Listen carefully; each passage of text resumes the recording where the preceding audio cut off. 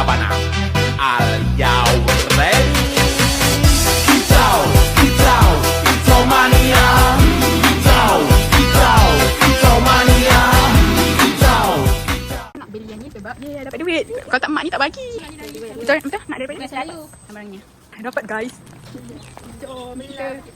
Jom. Kita nak Instagram. Okay, satu ambil buka.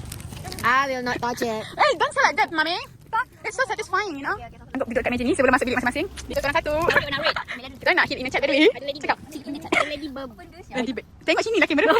Tengok Iman. Mana macam ni? Ya. Kan kuku pendek bagi aku. Kita potong kan?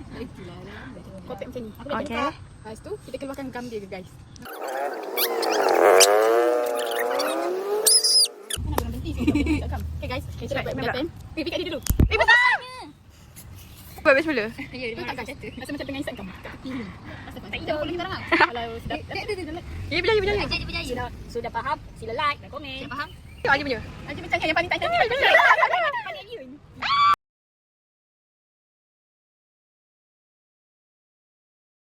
Yun.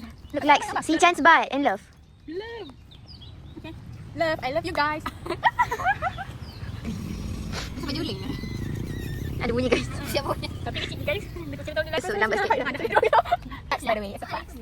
Ada dua lagi. Maksudnya hati I besar. Tak pernah main. Awak single ke? Man. Tak nak. Hati I sudah berpulau. Mata jantung. Jangan nak main dah. Pasal.